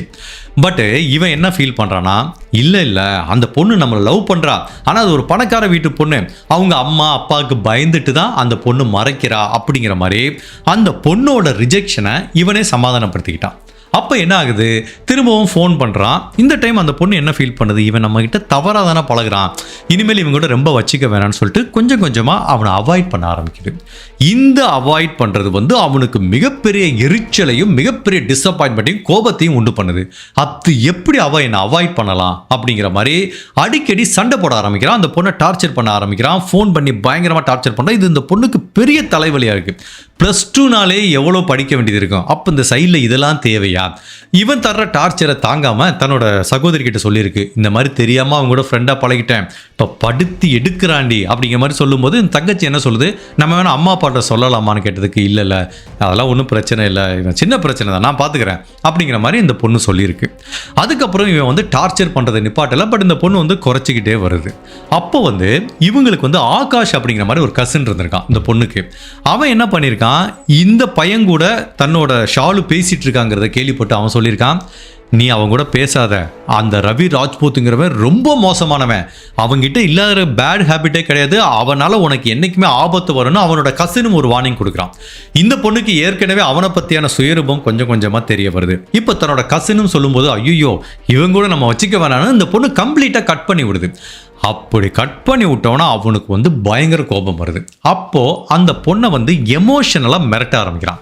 ஒரு நாள் ஒரு வீடியோ அனுப்புகிறான். அந்த வீடியோவில் என்ன பண்ணுறான்னா, ஒரு பெரிய அட்டைப்பெட்டி இருக்குது, அதில் வந்து ஒரு வாசகம் எழுதி வச்சுருக்கான், என் கூட நீ பேசலை அப்படின்னா நான் என் உயிரையே மாச்சிப்பேன் அப்படிங்கிற மாதிரி எமோஷனலாக மிரட்டல் விடுறான். இதை பார்த்தோன்னா அந்த பொண்ணுக்கு மிரண்டுச்சு. ஐயோ இவனாட்டில் ஏதாவது பண்ணிக்கிட்டா வாழ்க்கை ஃபுல்லாக தனக்கு வந்து ஒரு குற்ற உணர்ச்சியாக வந்துடுமேனே, இவனோட அந்த எமோஷனல் மிரட்டலுக்கு பயந்துட்டு அவங்க கூட பேச ஆரம்பிக்குது. வேற வழி இல்லாமல் வேண்டா வெறுப்பாக பேசுது. அப்போ கூட முன்னாடி மாதிரி ஃப்ரீயாக ஃப்ரெண்டாக பேசலை. பட் இவன் என்ன ஃபீல் பண்ணுறா, பரவாயில்ல அவள் தன்னை லவ் பண்ணுறா, அதனால தான் வந்துட்டா தாங்கிட்ட அப்படிங்கிற மாதிரி. ஒரு பொழுதும் அந்த பொண்ணுக்கு தன்னை பிடிக்கல, தன்னை தவறான நோக்கத்தில் பார்க்கல அப்படிங்கிறத இவன் அக்செப்ட் பண்ணிக்கவே இல்லை. இவன் மனசு அதை ஏற்க மறுக்குது. அந்த பொண்ணு தன்னை லவ் பண்றா, அவங்க அம்மா அப்பாவுக்கு பயந்துட்டு சொல்லாம இருக்கா அப்படிங்கிற மாதிரியே இவன் மனசை இவனே சமாதானப்படுத்திக்கிறான். பட் இருந்தாலும் இவன் என்னதான் தான் உயிரை மாச்சுப்பேன்னு சொல்லி அந்த பொண்ணுகிட்ட மிரட்டி பேச வச்சா கூட பழைய மாதிரி அந்த உறவு வரல, அந்த ஃப்ரெண்ட்ஷிப் வரல. அந்த பொண்ணும் அப்படி வேண்டா வெறுப்பாவே பேசிட்டு இருந்திருக்கு. எப்படா இவனை அவாய்ட் பண்றதுன்னு தெரியல. அப்போ என்ன பண்ணுது, ஒரு ஸ்டேஜில் கம்ப்ளீட்டாக கட் பண்ணி விடலாம்னு முடிவுக்கு வரும்போது அவனோட கோபம் வந்து அதிகமாகுது. எங்கே போனாலும் போகிற வர இடத்துல மிரட்டுறது, அந்த பொண்ணுக்கு 24 மணி நேரம் ஃபோன் பண்ணி டார்ச்சர் பண்ணுறது. ஒட்டு மொத்தத்தில் இவனை எப்படி ஹேண்டில் பண்ணுறதுனே தெரியல. நாளுக்கு நாள் இவன் தர்ற பிரச்சனை அதிகமாயிட்டே போகுது. ஒரு ஸ்டேஜில் அவங்க அம்மா அப்பா கிட்ட சொல்லலாமான்னு அந்த பொண்ணு யோசிச்சுட்டு இருக்கும்போது என்ன ஆகுதுன்னா, இவனை வந்து அவங்க அப்பா என்ன சொல்கிறாரு, நீ டேராடூன்லாம் இருந்து கலட்டினதெல்லாம் போதும், நீ வாப்பா ஹரியானாக்கு வா, இங்கே நம்ம ஏதாவது பண்ணி பொழைச்சிக்கலாம், அங்கேயும் போய் நீ உருப்படாமல் தானே போயிட்டு இருக்க அப்படிங்கிற மாதிரி அவங்க அப்பா கூப்பிட்றாரு. நீ ஹரியானாக்கு வாடான்னு கூப்பிட்றாரு. இவனு வேறு வழி இல்லாமல் தன்னோட அப்பா கூப்பிட்றாருன்னு சொந்த ஊருக்கு போயிட்டான். அப்போ அந்த பொண்ணுக்கு நிம்மதி பெருமூச்சு வருது. அப்பாடி ஊரை காலி பண்ணிட்டு போயிட்டான்டா, வெளியூருக்கு போனால் பிரச்சனை இல்லை, நம்ம ஈஸியாக மேனேஜ் பண்ணிடலான்னு இந்த பொண்ணு நினச்சிச்சு. பட் அவன் என்னதான் வெளியூரில் இருந்தால் கூட தொடர்ந்து அவன் தர்ற குடைச்சல் நிற்கவே இல்லை. ஃபோன்லையும் எஸ்எம்எஸ்லையும் அவன் பண்ணுற டார்ச்சருக்கு அளவே இல்லை. இந்த பொண்ணுக்கு என்ன பண்ணுறதுனே தெரில. இந்த டயத்தில் வந்து இவனும் ஹரியானாவில் இருக்கான். நாளுக்கு நாள் வந்து இந்த பொண்ணு மேலே அவனுக்கு அப்சஷன் அதிகமாகிட்டே போகுது. இனிஷியலாக இவனே காதல்னு நினச்சிக்கிட்டான், அதுக்கப்புறம் அது பொசசிவ்னஸாக மாறுது, அதுக்கப்புறம் அது அப்சஷனாக மாறிடுச்சு. அந்த பொண்ணு கால் பண்ணுறான், அந்த பொண்ணோட ஃபோன் எங்கேஜ் இருந்தால் பதட்டமாகுது. அந்த பொண்ணு வேறு யார் கூடயே பேசிகிட்டு இருப்பாளோ, அந்த பொண்ணு வேறு யாரையாவது கல்யாணம் பண்ணிட்டு போயிடுவாளான்ட்டு. அது +2 படிக்கிற பொண்ணுடா, அது இன்னும் படிக்கணும், காலேஜ் படிக்கணும், வேலைக்கு போகணும், அதுக்கப்புறம் தான் திருமணத்தை பற்றி திங்க் பண்ணுது. இப்போவே இவனுக்கு பாருங்களேன் எவ்வளோ பதட்டம் வர ஆரம்பிக்குதுன்னு. அப்போ ஒரு நாள் தன்னோட ஃப்ரெண்டு ஹரியானாவில் இருக்க 2 ஃப்ரெண்டு சுனில் அண்ட் பிரதாப் கிட்ட பேசிகிட்டு இருக்கான். என்னால் அவள் இல்லாமல் ஒரு நாள் கூட இந்த உலகத்தில் இருக்கவே முடியாதுடா, நான் அவளை கல்யாணம் பண்ணிக்க போகிறேங்கிறான். அவள் தான் உன்னை வேண்டாங்கிறாள், அவள் உன்னை நோன்னு சொல்லிட்டா என்ன செய்வ? இல்லைடா மச்சான், அவள் என்ன நோன்னு சொல்லவே இல்லை, அவங்க அம்மா அப்பாவுக்கு பயந்துட்டு தான் நோன்னு சொல்லிட்டு இருக்கா. எனக்கு நல்லா தெரியும்டா, அவள் என்னை உயிருக்கு உயிராக காதலிக்கிறாடா அப்படிங்கிற மாதிரி சொல்லும்போது சரி இப்போ என்ன பண்ணலாம்? எனக்கு என்னமோ அவள் இல்லாமல் ஒரு நாள் கூட இந்த உலகத்தில் இருக்க முடியும்னு எனக்கு தோணலை. அதனால நான் நேராக டேராடூன் போகிறேன், அவளை கூட்டிகிட்டு இந்த ஊரை விட்டு ஓடி போய் எங்கேயாவது கல்யாணம் பண்ணிவிட்டு நான் சந்தோஷமாக இருக்கலான்னு முடிவு பண்ணிட்டேன்டாங்கிறான். சூப்பர் ஐடியாவாக இருக்கேன் மச்சி அப்படின்னு கூட இருக்க 2 பேர் சொல்கிறாங்க. சரிடா நீங்களும் உதவிக்கு வாங்கன்னு சொல்லி இந்த 3 பேரும் ஹரியானாலேருந்து டேராடூனுக்கு இந்த பொண்ணுக்கிட்ட வந்து பேசி அந்த பொண்ணை வீட்டை விட்டு கூட்டிகிட்டு போய் திருமணம் பண்ணுறதுக்கு பிளான் பண்ணுறானுங்க. அப்படி 3 பேர் கிளம்பிட்டு இருக்கும்போது இந்த ரவிங்கிறான்ல, இந்த ரவி ராஜ்புத் காதலர், அவன் பைக்கில் வந்து ஒரு கள்ள துப்பாக்கி எடுத்து இப்படி வைக்கிறான். இந்த துப்பாக்கியை பார்த்தோன்னா மற்ற 2 பேரும் மிரண்டு போயிட்டாங்க. நீ என்னடா சொன்ன, இந்த பொண்ணை பேசி கல்யாணம் தானே பண்ணணும்னு சொன்ன, துப்பாக்கியெல்லாம் எடுத்து வச்சிருக்கடான்னு கேட்டதுக்கு அது ஒன்றும் இல்லை, அந்த பொண்ணை கூட்டிகிட்டு வருவேன்ல, இடையில யார் வந்தாலும் போட்டு தள்ள போகிறேன் அப்படின்னு சொன்னான் பாருங்க. இந்த கூட இந்த 2 ஃப்ரெண்டும் மிரண்டுட்டாங்க. இவன் ஏதோ லவ் கிவ்னு சொன்னால் இவன் ஏதோ கொலையில் போய் முடிச்சிருவான் போலுக்கடா அப்படிங்கிற மாதிரி அந்த 2 பேத்துக்கும் ஒரு சின்ன பதட்டம் வருது. இருந்தாலும் வெளியில் காட்டிக்காம 3 பேரும் என்னமோ வாழ்க்கையில் பெரிய அச்சீவ்மெண்ட் பண்ண போகிற மாதிரி ஹரியானாலேருந்து டேராடூனுக்கு கிளம்பி வர்றானுங்க. வந்து இங்கே ஹோட்டலில் ரூம் எடுத்து தங்குறானுங்க. இவன் இங்கே வந்தது அந்த பொண்ணுக்கு ஃபஸ்ட்டு சொல்லலை. ஸோ வந்ததுக்கப்புறம் என்ன பண்ணுறான், அந்த பொண்ணுக்கு கால் பண்ணுறான். இவன் ரொம்ப நாளாகவே கால் பண்ணலைன்னா அந்த பொண்ணு இவன் பண்ண காலை எடுக்குது. ஏன்னா எடுக்கலைன்னா கண்டினியூஸாக டார்ச்சர் பண்ண ஆரம்பிச்சிடும். அப்படி எடுக்கும்போது இப்போவே நைட்டு 1 மணி ஆச்சு. அந்த பொண்ணு கேட்குது, இதுக்கட இந்நேரம் கால் பண்ணியிருக்கேன்னு கேட்டிருக்கு. இல்லை நான் டேராடூனுக்கு ஒரு முக்கியமான விஷயமா வந்தேன், உங்ககிட்ட உன்னை நேராக இப்போ பார்க்கணும், பார்த்துட்டு ரொம்ப முக்கியமான விஷயம் நான் சொல்லியே ஆகணுங்கிறான். இந்த பொண்ணுக்கு ஒன்றும் புரியல. எதுனாலும் நாளைக்கு பேசிக்கலாம்டா, நைட்டு 1 மணிக்கு முக்கியமான விஷயம்னா என்னடா பண்ணுறது அப்படின்னு கேட்டிருக்கு. இல்லை உன்னை நான் இப்போவே பார்த்தாகணும், அவ்வளோ முக்கியமான விஷயங்கிறான். இந்த பொண்ணுக்கு ஒன்றும் புரியல, இவனும் விடுற மாதிரி தெரில. சரி வந்து தொலை அப்படின்ட்டுச்சு. பட் இதுதான் ஷாலு அவங்க வாழ்க்கையில் பண்ண மிகப்பெரிய தவறு. அப்போ அவங்க முடியாதுன்னு சொல்லியிருந்தா நேரம் உயிரோடு இருந்திருக்கலாம். இவனை நம்பி வர சொல்லிட்டாங்க. இப்போ இந்த 3 பேரும் அந்த ஹோட்டல் ரூம்லேருந்து கிளம்பி வரானுங்க. பாம் சிட்டிங்கிறது நல்ல செக்யூரான ஒரு கம்யூனிட்டி. அதில் முன்னாடி போனால் செக்யூரிட்டி கார்டெலாம் இருப்பாங்க. ஸோ அதை வச்சு உள்ளேயே போக முடியாது. பட் இவனுக்கு வந்து அந்த பாம் சிட்டியை பற்றி நல்லா தெரிஞ்சிருக்கு. அதோட பின்னாடி பார்த்தீங்கன்னா சுற்றி எங்கே பார்த்தாலும் புதர்கள் செடிகள் இருக்கிற ஒரு ஏரியா. அந்த பக்கம் வந்து ஈஸியாக உள்ளே குதிச்சு வந்துடலாம். செக்யூரிட்டி கார்டு யாரும் இருக்க மாட்டாங்க. ஸோ 3 பேரும் நைட்டு 1:30 மணிக்கு அந்த பாம் சிட்டிக்கு பின்னாடி இருக்கிற, அதாவது அந்த புதருக்கு பக்கத்தில் இருக்கிற அந்த வாலில் ஏறி குதிச்சு உள்ளே வந்துடுறானுங்க. வந்துட்டு 91ங்கிற அந்த பங்களா கிட்ட போகிறானுங்க. அந்த பங்களாக்கு பின்னாடி போய் நின்றுட்டு இந்த ரவி என்ன பண்ணுறான், அந்த பொண்ணு கால் பண்ணுறான், நான் கீழே நிற்கிறேன் நீ வாங்குறான். அப்போ அந்த பொண்ணு என்ன பண்ணுது, ஃப்ரண்ட் டோரெல்லாம் கிடையாது, அவங்களுக்கு வந்து வீட்டுக்கு பின்னாடி ஒரு டோர் இருக்குது. அந்த டோரை வந்து உள்ளே கூடி தான் ஓப்பன் பண்ண முடியும். ஸோ அந்த பொண்ணு என்ன பண்ணியிருக்கு, அந்த டோரை ஓப்பன் பண்ணிவிட்டு வெளியில் போயிருக்கு. இவன் நின்றுட்டு இருந்திருக்கான். என்னடா அவசரம், இதுக்குடா நைட்டு 1:30 மணிக்கு இப்படி வந்து பிரச்சனை பண்ணுறேன்னு கேட்டதுக்கு, இல்லை நான் உங்ககிட்ட பேசணும் அப்படின்னு சொல்லும்போது, சரி இங்கே நிற்காத உள்ள வான்னு சொல்லி அந்த பொண்ணு அவனை வெளியிலேருந்து ஃபர்ஸ்ட் ஃப்ளோரில் இருக்கிற ஒரு ரூமுக்கு பக்கத்தில் இருக்க பால்கனிக்கு கூட்டிகிட்டு போகுது. ஸோ 2 பேரும் பேச ஆரம்பிக்கிறாங்க. சொல்லு என்ன பிரச்சனை, உனக்கு என்ன வேணும், எதுக்காக நைட்டு 1:30 மணிக்கு இப்படி வந்து டார்ச்சர் பண்ணுறேன்னு கேட்டதுக்கு, இல்லை நான் உன்னை கல்யாணம் பண்ணிக்கலான்னு ஆசைப்பட்றேன், நீ கிளம்பு நம்ம போகலாம் அப்படிங்கிறான். டேய் உனக்கு என்னடா பைத்தியமாடா பிடிச்சிருக்கு, நைட்டு 1:30 மணிக்கு என்னமோ திடீர்னு வர்ற, கல்யாணம் பண்ணிக்கலாங்கிற, நான் எப்போ உன்னை காதலிச்சேன், எப்போவுமே நான் உன்னை ஃப்ரெண்டாக தான்டா பார்த்துருக்கேன்னு சொல்லுது. ஏற்கனவே இந்த பொண்ணு வரலைங்கிறது அவனுக்கு கோபம் வருது, அதுலேயும் ஃப்ரெண்டாக தானே, அந்த ஃப்ரெண்டுங்கிற வார்த்தையை கேட்டாலே இவனுக்கு உள்ளுக்குள்ளே ரத்தம் கொதிக்குது. இல்லை நீ என்னை காதலிக்கிற, உங்கள் அம்மா அப்பாவுக்கு பயந்துட்டு தான் சொல்கிற, நீ ஒன்றும் பயப்படாத நான் பார்த்துக்கிறேன், இப்போ நீ கிளம்பி வா, நம்ம 2 பேரும் போகிறோம், கல்யாணம் பண்ணுறோம், ஒரு சந்தோஷமான வாழ்க்கையை ஆரம்பிக்கலாம் அப்படிங்கிற மாதிரி சொல்லும்போது, டே உனக்கு பைத்தியம் பிடிச்சிருக்காடா, நான் இப்போ தான் +2 படிக்கிறேன், எனக்கு எவ்வளவோ கனவுகள் இருக்குது, ப்ளஸ் எனக்கு உன் மேலே அந்த மாதிரி எண்ணம் இல்லவே இல்லை, தயவுசெய்து என்னை தொந்தரவு பண்ணாத, நீ கிளம்பி போ அப்படிங்கிறான். உடனே அவனோட டோன் கொஞ்சம் கொஞ்சமாக மாறுது. அதெல்லாம் முடியாது, நீ விருப்பப்பட்டு வந்தா வா, இல்லைண்ணா உன்னை நான் அப்படி தூக்கிட்டு போகிறதுக்கு ரெடியாக இருக்கேன்னு சொல்லும்போது அந்த பொண்ணு கோவம் வந்துருச்சு. நீ என்னை தூக்கிட்டு போயிருவியா, இப்போ கூட நான் கத்தி உதவி கேட்டால் எங்கள் அப்பா பக்கத்து பெட்ரூமில் தான் இருக்காரு, வந்துருவார், கத்தவா அப்படின்னு கேட்கும்போது இவனுக்கு பயங்கர கோபம் வருது. இந்த கான்வர்சேஷன் வந்து 1 மணி நேரம் போயிட்டு இருக்கு. இந்த ஒரு படத்தில் பார்த்தீங்கன்னா விக்ரம் திடீர்னு அன்னியன் படத்தில் கோமா பேசுவார், அம்பி மாதிரி இப்படி பேசுவார், இந்த டைலாக் இருக்குது பார்த்தீங்களா, அந்த மாதிரி தான் அவன் பிஹேவியர் இருக்குது. திடீர்னு சவுண்டை கூட்டுறான், அந்த பொண்ணுக்கிட்ட கையெடுத்து கும்பிட்றான், ஏன் சில சமயம் காலில் கூட விழுறான், என்ன என் கூட வந்துரு, நீ இல்லாமல் நான் இருக்க முடியாதுன்னா அந்த பொண்ணும் போராடி பார்க்குது இவங்கிட்ட. நைட்டு 1:30 மணிக்கு நினச்சி பாருங்க, அவங்க வீட்டில் இன்னொரு பெட்ரூமில் இருக்க பால்கனியில் வச்சு இப்படி ஒருத்தன்ட்ட பேசிகிட்டு இருக்கான். இந்த பொண்ணுக்கு ஒரு ஸ்டேஜில் பொறுமை இழந்து போது அவனும் சொன்னதே சொல்லிருக்கான், டே வர முடியாதுடா வெளியில் போடா அப்படிங்குது. என்னடி இப்படி சொல்ற, முடியாது, ஒன்று இப்போ நான் தூக்கிட்டு போகிறேன் பாருன்னு சொல்லும்போது இந்த பொண்ணுக்கு பயங்கர கோவம் வந்து அவனோட கன்னத்தில் ஒரே அடி. அந்த சத்தம் வந்து அவனுக்குள்ளே இருக்கிற ஈகோவை தூண்டி விட்டுருச்சு. ஏண்டி என் கூட வரமாட்டையா அப்படின்னு சொல்லிட்டு இப்படி பைக்கில் ஒரு துப்பாக்கி வச்சுருந்தான் பார்த்தீங்களா, அந்த துப்பாக்கி எடுத்தான் பாருங்க, இந்த பொண்ணு மிரண்டு போயிடுச்சு. அப்போ அந்த பொண்ணுக்கு பதட்டம் ஆயிடுச்சு, இவன் என்ன வேணாலும் பண்ணுறதுக்கு துணிஞ்சிருக்கான்னு. அவன் சொல்லுது, சரிடா இப்போ வேணாம், நம்ம எதுனாலும் காலையில் பேசிப்போம், இப்போ நீ கிளம்பு, எங்கள் அப்பா அம்மா எந்திரிச்சிருவாங்கன்னு சொல்லுது, நீ இப்போ வர்றையா இல்லையா அதுக்கு மட்டும் பதில் சொல்கிறே அப்படிங்கிறான். என்னால் வர முடியாதுடா அப்படின்னு சொல்லும்போது இந்த துப்பாக்கி அப்படி திருப்பி வச்சு அந்த எட்ஜில் வச்சு அந்த பொண்ணோட தலையில் ஒரே அடி ஸ்கல்லே உடஞ்சி போச்சு. அந்த பொண்ணு கத்த போது அந்த பொண்ணோட வாய் இப்படி பொத்திக்கிறான். இந்த டயத்தில் என்னடா உள்ளே போனவன் ஆளக்கானன்னு வெளியில் இருக்க இந்த மற்ற ஃப்ரெண்டு 2 பேரும் வர்றாங்க. இந்த பொண்ணு தலையில் அடிபட்டு இப்படி கிடக்கு. அந்த பொண்ணு சத்தம் போடக்கூடாதுன்னு இவன் வாயை பொத்திட்டு இருக்கான். அந்த பொண்ணு கை கால்கள் இப்படி திமிரிட்டு இருக்கு, என்ன பண்ணுறதுனே தெரியல. அப்போ இவன் கோபத்தில் என்ன பண்ணுறான், அந்த ரவிங்கிறவன் அந்த பொண்ணோட தலையை பிடிச்சி இப்படி திரும்ப அந்த ஃப்ளோரில் நங்குன்னு ஒரு 4 தடவை அடிக்கிறான். அந்த பொண்ணு கத்த முயற்சி பண்ணுது, கால் கையில் அப்படி ஆடுது. அப்போ இந்த ஃப்ரெண்டு 2 பேர் வந்து ஹெல்ப் பண்ணுறானுங்க.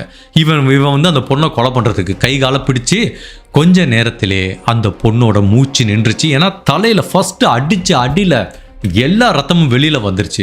அப்படியே ஸ்டன் ஆகி நின்ட்டானுங்க. அப்போ தான் இவன் போட்டிருந்த ஒரு துண்டு வந்து கீழே விழுந்துருச்சு. அதுதான் போலீஸ் ஒரு எவிடன்ஸாக கலெக்ட் பண்ணி வச்சிருக்காங்க. ஒரு 2 நிமிஷம் 3 பேர் இப்படி ஒருத்தனுக்கு ஒருத்தனை பார்த்துக்கிறானுங்க. ஏன்னா இவங்க கொலை பண்ணணுங்கிற முடிவில் வரல, துப்பாக்கியை ஒரு தற்காப்புக்காக யாரையாவது மிரட்டி அந்த பொண்ணை கூட்டிகிட்டு போகணுங்கிறதுக்காண்டி தான் வந்தவன்.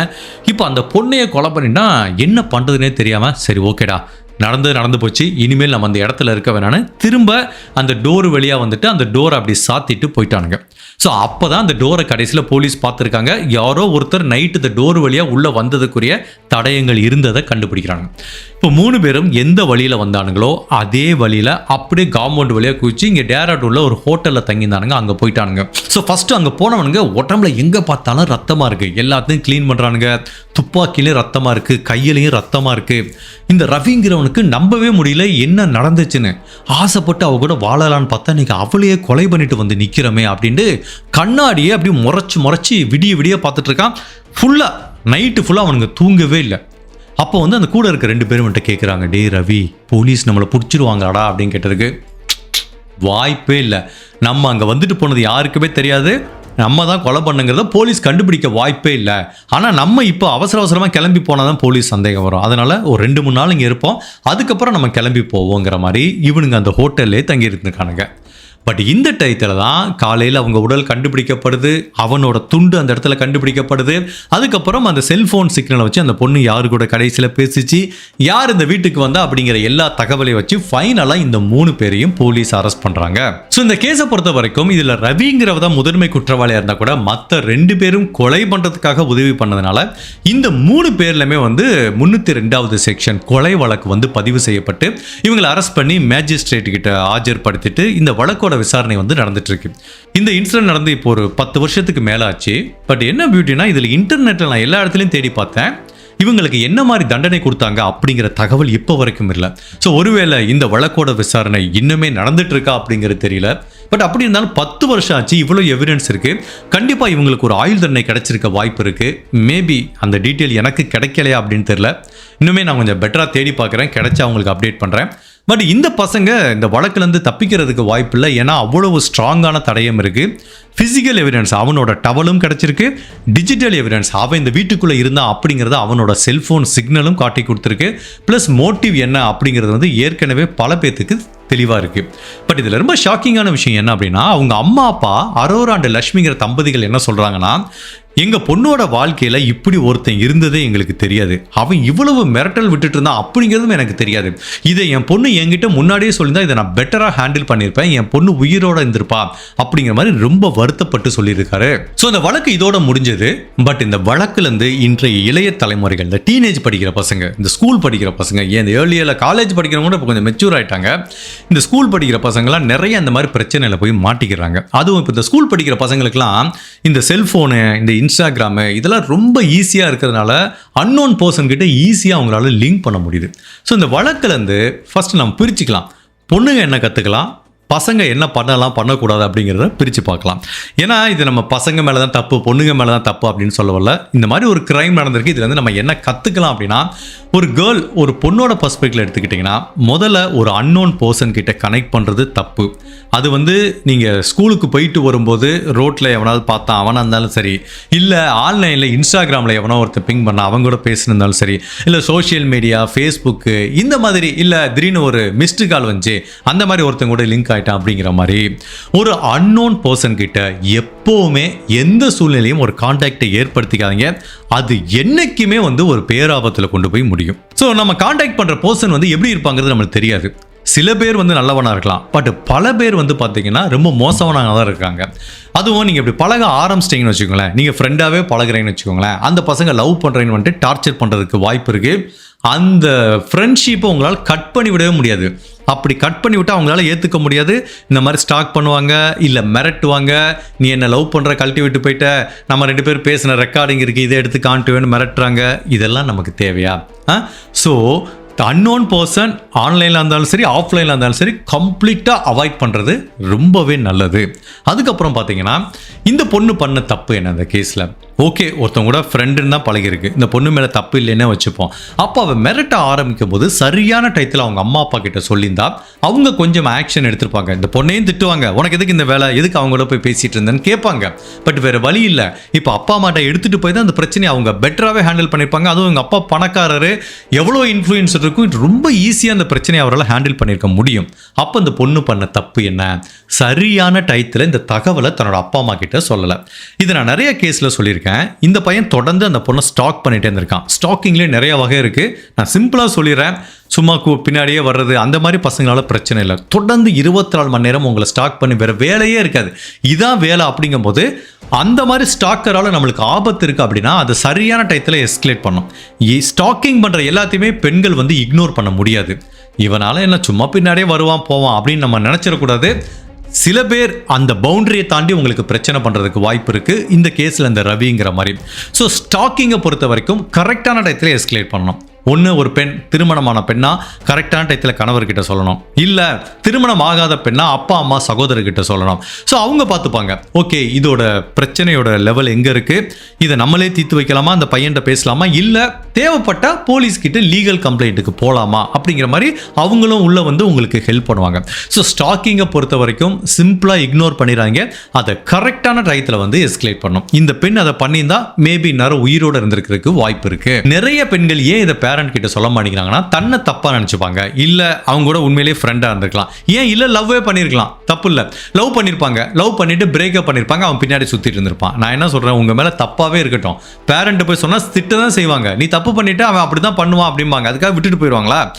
ஸோ கண்டிப்பாக உங்களை வந்து இந்த பிரச்சனையிலேருந்து காப்பாற்றி கொடுப்பாங்க. பட் இதை தனியாக ஹேண்டில் பண்ணலாம் பார்த்தா முடியலை. அப்படின்னா கரெக்டான டயத்துக்கு வந்து எஸ்கலேட் பண்ணணும். இதை நிறைய பேர் பண்ண மாட்டேங்கிறாங்க. ஏன்னா நம்மளை ஏதாவது தப்பாக சொல்லிடுவாங்க, திட்டுவாங்க அப்படின்னு பயந்துட்டு தான் நிறைய பேர் இதை சொல்லாமல் வச்சுருக்காங்க. அது இந்த மாதிரி ஆபத்தில் போய் முடிகிறதுக்கும் வாய்ப்பு இருக்குது. அதுக்கப்புறம் இந்த பெண் பண்ண மிகப்பெரிய தப்பு வந்து ஏற்கனவே இவன் ப்ராப்ளமேட்டிக் பர்சன், இவ்வளோ தூரம் மிரட்டுறான் வைக்கிறான், அப்படிப்பட்டவன்ட்ட போய் நைட்டு பேசுனதும் தப்பு.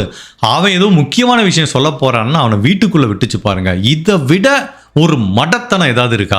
அட்லீஸ்ட் பேசியாவது அனுப்பி போட்டுருக்கலாம். வீட்டுக்குள்ள வாலண்டியராக ஒருத்தனை என்ன கொலை பண்ணுறதுக்கு வாப்பான்னு கூட்டிகிட்டு வந்து இந்த பொண்ணே சொந்த செலவில் சூனியம் வச்ச மாதிரி தான் நான் ஃபீல் பண்ணுறேன். அதனால் இந்த பெண்கள், நான் ஒரு விஷயம் காமனாகவே சொல்கிறேன். அதாவது நீங்கள் லவ் பண்ணிவிட்டு ஒருத்தன் பிரேக்கப் பண்ணாலோ, இல்லை ஒரு பெண் ஒருத்தன் டிவோர்ஸ் வாங்கிட்டாலோ, ஒரு பிரச்சனையில் இருக்கிற ஒரு பர்சனை வந்து நீங்கள் மீட் பண்ணுற மாதிரி ஒரு சூழ்நிலை வந்துச்சுன்னா எங்கேயுமே ப்ரைவேட்டாக மீட் பண்ணாதீங்க. ஒரு பொது இடத்துல, இந்த காஃபி ஷாப்புக்கு வா, இந்த ஹோட்டலுக்கு வா, இந்த பார்க்குக்கு வான்னு சொல்லி மீட் பண்ணுங்கள். ப்ராப்ளம் பண்ணுற பர்சனை எப்போவுமே தனியாக இந்த இடத்துல மீட் பண்ணாங்க, நைட்டு மீட் பண்ணாங்க, வீட்டுக்கு எப்போவுமே கூப்பிடாங்க.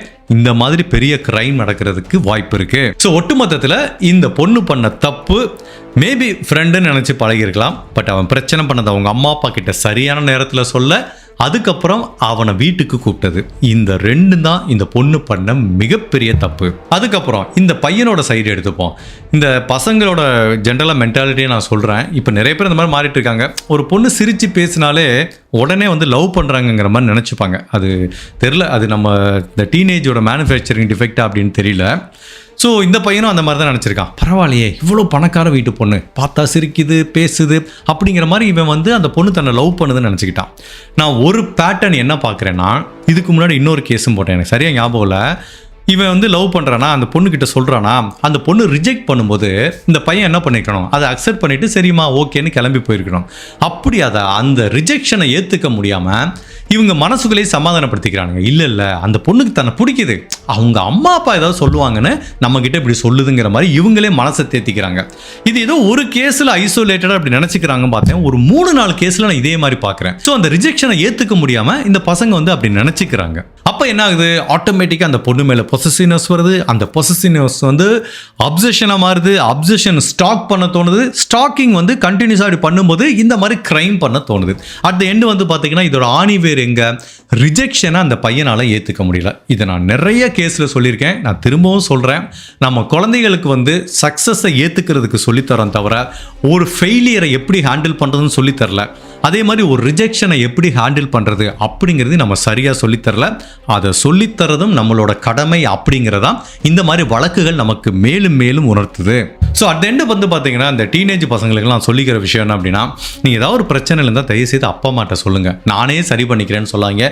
அதுவும் இந்த கேஸில் இந்த பொண்ணுகளுக்கு தான் நிறைய பிரச்சனை வரும். ஸோ யாராவது ஒருத்தன் போகிறவன் வரவன் பிரச்சனை பண்ணுறான், இல்லை நீங்களே போய் பேசுனதுனால பிரச்சனை பண்ணுறான், எதுனாலும் அப்பா அம்மாட்ட சொல்லுங்கள். தனியாக ஹேண்டில் பண்ணாதீங்க, தனியாக பார்க்க போகாதீங்க. ஏன்னா இந்த உலகம் வந்து அவ்வளவு மோசமானது. அதுவும் இப்போ நீங்கள் வந்து ஒரு பட்டாம்பூச்சி மாதிரி இன்னமே அந்த கூண்டுக்குள்ளே தான் இருக்கீங்க. உங்களுக்குன்னு சிறகடிச்சு இந்த உலகத்தை பற்றி தெரிஞ்சு நீங்கள் வேலைக்கு போய் அப்புறம் பிரச்சனைகளை ஹேண்டில் பண்ணுறது வேறு. பட் படிக்கிற சூழ்நிலை, ஸ்கூல் படிக்கிறப்ப, காலேஜ் படிக்கிறப்ப, ஈவன் வேலைக்கு போகிறப்ப கூட ஏதாவது பிரச்சனை வந்துச்சுன்னா வீட்டில் இருக்கவங்ககிட்ட சொல்லுங்கள். அவங்க தான் அதை மெச்சூர்டாக ஹேண்டில் பண்ணுவாங்க. ஏன்னா டீனேஜ் பசங்க நல்லா புரிஞ்சுக்கோங்க, அப்பா அம்மா இல்லாத இந்த உலகம் வந்து ரொம்ப ஆபத்தானது. உங்களுக்கு தெரியாது அப்பா அம்மா நம்ம சுதந்திரத்தை பறிச்சிட்டு இருக்காங்க, பட் அவங்க உங்களுக்கு எவ்வளோ பெரிய ஷீல்டாக இருக்காங்கங்கிறது தெரியாது. அந்த ஷீல்டை ஓப்பன் பண்ணி பார்த்தா தெரியும், இந்த உலகத்தில் இந்த பிணந்தின்னி கழுகுகள் தான் அதிகமாக இருக்காங்க, அப்படி கொத்திட்டு போகிறதுக்கு ரெடியாக இருப்பாங்க. ஸோ அதனால் அப்பா அம்மா ஏதாவது சொன்னால் அவங்க நல்லதுக்கு தான் சொல்லுவாங்க. உங்களுக்குன்னு அந்த மெச்சூரிட்டி வந்து இந்த பிரச்சனைகளை ஹேண்டில் பண்ணுற வர பக்குவம் வரைக்கும் அம்மா அப்பாவோட பாதுகாப்பில் இருக்கிறதா என்றைக்குமே நல்லது. அது பையனாக இருந்தாலும் சரி, பொண்ணாக இருந்தாலும் சரி. ஹோப்ஃபுல்லி இந்த வழக்குலேருந்து நம்ம பல நல்ல விஷயங்களை கற்றுக்கிட்டோம்னு நினைக்கிறோம். இந்த வழக்கு பயனுள்ளதாக இருந்துச்சுன்னா உங்கள் வீட்டில் இருக்க டீனேஜ் பசங்க கிட்ட காமிங்க. இல்லை இது ரொம்ப யூஸ்ஃபுல்லாக இருக்குன்னு ஃபீல் பண்ணால் கூட உங்கள் குடும்ப உறவுகள் கிட்ட மறக்காமல் ஷேர் பண்ணுங்கள். இந்த மாதிரி இன்னொரு வித்தியாசமான கேஸில் உங்களை சந்திக்கிறேன். Till then, stay safe, take care, bye.